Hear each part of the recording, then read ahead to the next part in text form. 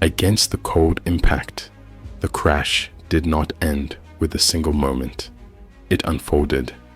First came the violent drop, weightlessness, screaming passengers, objects floating as if the laws of the world had briefly failed. Then the engines died, and silence replaced panic for less than a second. After that, the mountain appeared. Metal tore apart like paper. When Alex Carter regained consciousness, he could not feel his legs. Panic surged through him until he tried to move, and pain exploded through his ribs, proving that he was still alive. His legs responded slowly. Relief came with nausea. Snow drifted into the cabin through open wounds in the fuselage. The smell of fuel mixed with blood and burned plastic. People were everywhere. Most of them were not moving. Alex did not look too long. He had learned long ago that shock could kill just as effectively as cold. "Hello?" His voice cracked. A reply came from somewhere behind him. "Please, help." Gathering the living Sarah. Miller was shaking uncontrollably, her teeth chattering so hard, Alex feared they might break. Her coat was torn, and blood soaked her jeans. She kept apologizing, over and over, for reasons that made no sense. Michael Thompson was harder to find. He had been thrown clear of the cabin and lay half buried in snow near the tail. His arm was twisted at an impossible angle. "I can't feel my fingers," Michael said calmly, which frightened Alex more than screaming would have. Alex took control because someone had to. He did not feel brave. He felt empty. They dragged what they could before darkness arrived. Blankets, emergency supplies, pieces of aluminum paneling, insulation, seat cushions. Every movement burned calories they did not have. By the time night fell, exhaustion pressed down on them like a physical weight. Cold is an enemy that never sleeps. The first night nearly killed them. The shelter was little more than a windbreak. The temperature dropped rapidly, and moisture in their clothes froze stiff. Sarah began slurring her words, a dangerous sign. Alex forced her to move, to stamp her feet, to talk. Michael vomited from pain and shock, then fell into a shallow, feverish sleep. Alex did not sleep at all. He listened. The wilderness was not silent. Ice cracked. Trees groaned. Wind whispered through the valley like something searching. Daylight brings reality. Morning revealed the scale of their isolation. No roads, no buildings, no signs of civilization. Just forest, mountains, and snow in every direction. Alex climbed a nearby ridge, despite dizziness and pain. He saw nothing but white and dark green stretching endlessly. "They won't find us by accident," he said when he returned. Sarah nodded slowly. "Then we make it easy for them. Routine is survival." They established structure because chaos would destroy them. Morning, radio attempts. Midday, water collection. Afternoon, improving shelter. Night, fire, watch, silence. Michael's arm worsened. Infection was a constant fear. Alex cleaned the wound daily, apologizing each time. Michael stopped responding to the apologies. "Just keep me alive," he said once. Sarah grew efficient, almost mechanical. She stopped crying. She stopped talking unless necessary. Hunger hollowed her face, her eyes growing too large for her skull. Alex noticed everything. He said little. The body weakens first. By the second week, their bodies began to betray them. Muscle loss was visible. Simple tasks required rest. Fingers cracked and bled. Burns from the fire healed slowly, if at all. Food became obsession. They talked about meals they remembered. Pizza, soup, bread with butter. These conversations were torture, but they could not stop. When Sarah caught another fish, Alex nearly cried again. They divided it with clinical precision, chewing slowly to trick their stomachs. Michael's fever returned that night. Alex stayed awake, listening to his breathing. Fear changes shape.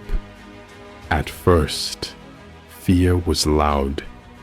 Later, it became quiet. The wolves returned more often, closer this time.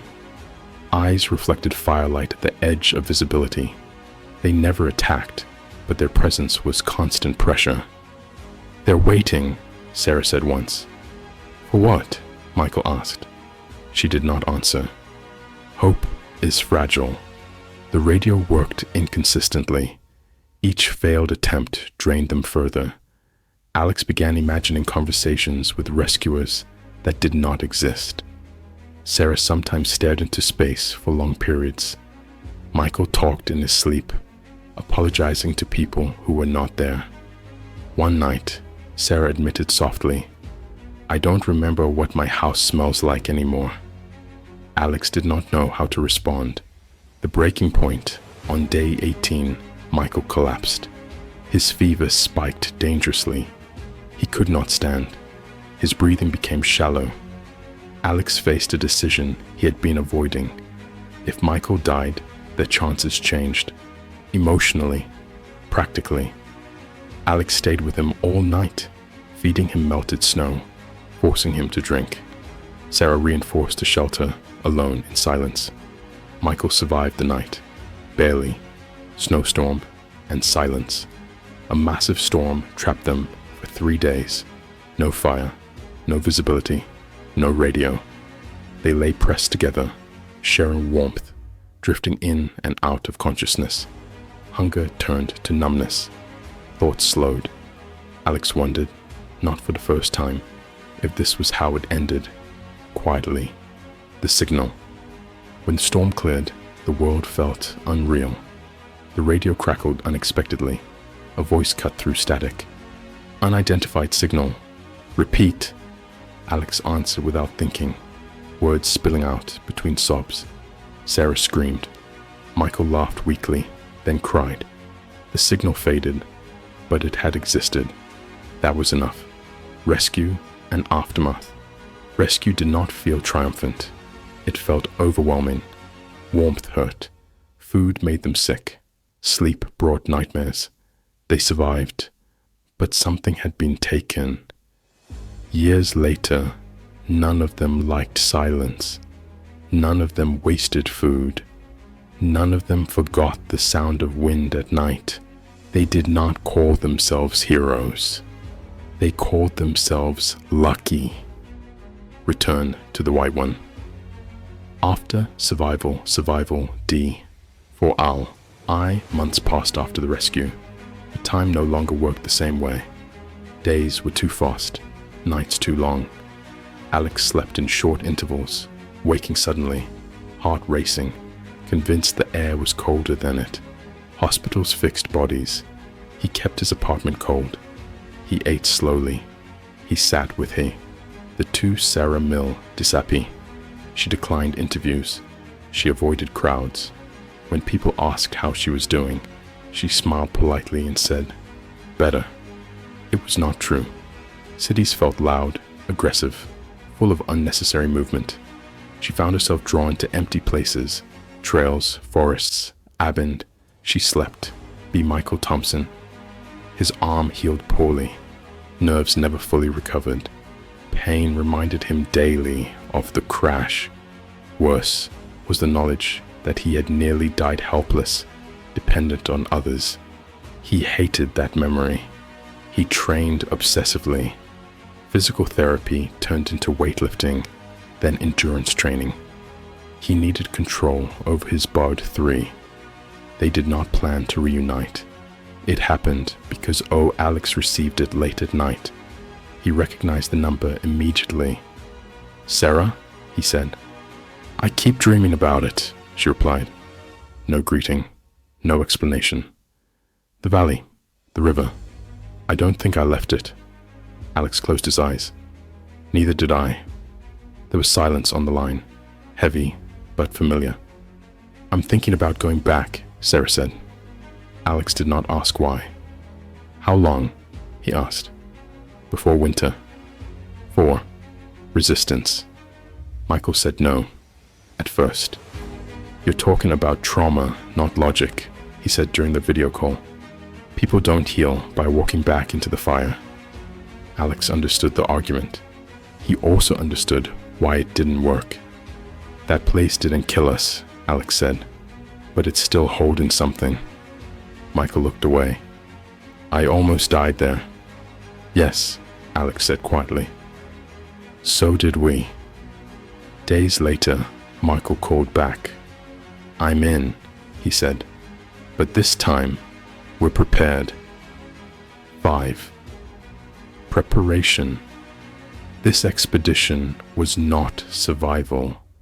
It was deliberate. They trained, planned, studied maps, consulted specialists. No risks without mitigation, no improvisation unless necessary. Still, none of the preparation addressed the real reason they were going. They didn't talk about that. 6. Arrival. The helicopter dropped them miles from the original crash site. The land looked unchanged, white, silent, indifferent. Alex felt the old tension return immediately. Muscles tight, senses sharp. Sarah breathed deeply, strangely calm. Michael scanned constantly, hand never far from his gear. "This feels wrong," Michael said. "No," Sarah replied. "This feels honest." 7. Ghosts in the snow. They found the wreckage on the second day. Most of it was gone, salvaged, buried, reclaimed by time. But pieces remained. Twisted metal, scraps of insulation, rusted fragments half swallowed by snow. No one spoke. Alex stood where the shelter had once been. "I remember this spot," he said. "The fire was here." Sarah nodded. "You burned your hand." Michael swallowed hard. "I thought I was going to die that night." They stood together, not touching, not ready. 8. Nightfall. That night, the wind returned. The same sound, low, constant, familiar. Sarah sat outside the tent long after dark. "They're still here," she said quietly. Alex knew she didn't mean wolves. Michael tightened his gloves. "Then let's finish this." 9. The real test. The wilderness did not attack them. It did not need to. Memory was enough. Sleep was shallow. Dreams were vivid. Hunger came even with full rations. Fear surfaced without cause. This place stripped them down again. Not physically, but mentally. On the 4th night, Michael admitted something he had never said before. "I was relieved when I passed out," he said. "I didn't want to fight anymore." No one judged him. Alex nodded slowly. "So was I." Sarah stared into the darkness. "Me too." 10. Leaving. They stayed one more day. Then they left. Not because they were afraid, but because they no longer needed to prove anything. As the helicopter lifted them away, Alex did not look down this time. He already knew what was there. 11. What remains? They returned changed again, but lighter. Not healed, but complete. Survival had been the first chapter. This was the last one. Return to the white. Extended continuation. 12. The second silence. The helicopter's departure left behind a silence that felt heavier than before. This time, it was chosen. Alex stood motionless for several minutes after the sound faded, listening to the wind settle back into the valley. His body reacted before his mind. Heart rate elevated, shoulders tight, jaw locked. He forced himself to breathe slowly. "You okay?" Michael asked. Alex nodded, though it was only partly true. Sarah had already moved away from them, walking toward the tree line, boots crunching softly in the snow. She needed distance. She always had. No one stopped her. 13. different reasons. They had told themselves they came back for closure. That was not entirely honest. Alex needed to know if he could stand here without breaking,